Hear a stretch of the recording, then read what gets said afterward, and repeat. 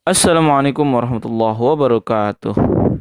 Oke teman-teman, setelah tadi kita telah mengetahui apa itu pengertian dari infrastruktur politik dan suprastruktur politik, kita lanjut ke pembahasan yang kedua. Pembahasan yang kedua ini yaitu membahas tentang apa saja komponen infrastruktur dan suprastruktur politik di Indonesia. Langsung saja ke pembahasan yang pertama, yaitu komponen infrastruktur politik. Komponen infrastruktur politik pada umumnya yaitu ada 4. Yang pertama ada partai politik, yang kedua ada interest group, yang ketiga ada pressure group, dan yang keempat ada media komunikasi politik. Yang pertama, partai politik. Secara umum merupakan suatu organisasi politik yang dibuat oleh kelompok masyarakat negara Indonesia dengan sukarela. Adapun fungsi dari partai politik itu yaitu 1. Sebagai sarana komunikasi politik. 2. Juga dapat berfungsi sebagai media sosialisasi politik. Lalu yang kedua, komponen infrastruktur politik yaitu ada interest group. Menurut Almond dan Powell dalam karya klasiknya membagi kelompok kepentingan menjadi 4 jenis. Yaitu ada kelompok anomik, terus ada kelompok non-asosiasional, yang ketiga ada kelompok institusional, yang keempat ada kelompok asosiasional. Kelompok anomik merupakan kelompok kepentingan yang bersifat spontan, terbatas, muncul seketika. Kelompok kepentingan anomik yaitu muncul dan menghilangnya tidak menentu. Biasanya ada hanya untuk menanggapi isu-isu tertentu.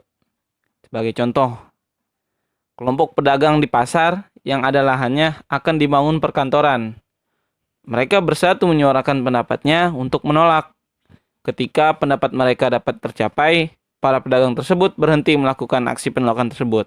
Nah, itu contoh daripada kelompok anomik. Yang kedua ada kelompok non-asosiasional. Apa sih kelompok non-asosiasional itu? Yaitu kelompok yang asalnya dari unsur keluarga dan keturunan atau etnis, regional, status, dan kelas yang menyatukan kepentingannya berdasarkan situasi. Contohnya nih, alumni pondok pesantren, Persatuan Warga Kota Bogor, Persatuan Warga Kota Bogor di daerah Jambi, terus kelompok arisan keluarga, dan lain sebagainya. Lalu yang ketiga, ada kelompok institusional. Apa itu? Kelompok kepentingan institusional atau kelembagaan, kelompok yang memiliki suatu organisasi yang telah mapan.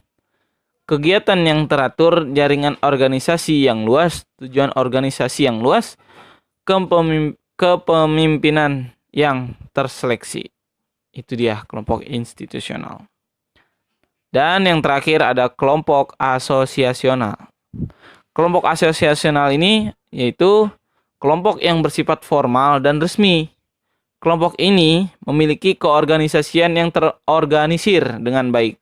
Contohnya, Organisasi Ikatan Dokter Indonesia, yaitu ID, dan lain sebagainya. Lalu, komponen infrastruktur yang ketiga, yaitu ada pressure group. Apa sih itu pressure group? Pressure group itu kelompok penekan, merupakan sekelompok manusia yang berbentuk lembaga kemasyarakatan dengan aktivitas atau kegiatannya memberikan tekanan kepada pihak penguasa agar keinginannya dapat diakomodasi oleh pemegang kekuasaan. Contohnya, lembaga swadaya masyarakat atau LSM, terus organisasi kepemudaan, terus organisasi lingkungan hidup, dan lain sebagainya. Lalu yang keempat, komponen infrastruktur politik, yaitu ada media komunikasi politik. Ya sudah jelas ya di sini media komunikasi politik yaitu alat komunikasi sudah pasti. Alat komunikasi politik untuk menyampaikan berbagai informasi dan pendapat politik secara tidak langsung dan melalui media perantara seperti televisi, radio, koran, media online maupun media lainnya kepada masyarakat. Setelah tadi kita mengetahui komponen infrastruktur politik, sekarang kita akan mengetahui komponen suprastruktur politik.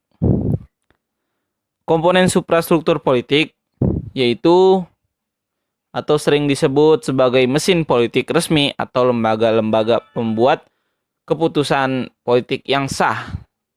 Lembaga-lembaga tersebut bertugas mengkonversi input yang terdiri dari tuntutan, dukungan yang menghasilkan suatu hasil berupa kebijakan publik.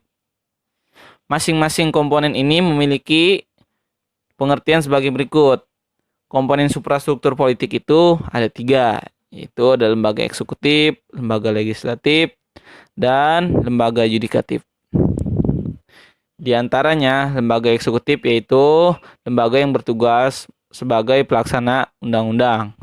Terus lembaga legislatif yaitu lembaga yang memiliki kewenangan untuk membuat undang-undang. Dan lembaga yudikatif yaitu lembaga yang bertugas mengadili para pelanggar undang-undang. Sampai di sini, kurang lebihnya mohon maaf. Bisa dilanjut oleh pemateri selanjutnya. Terima kasih.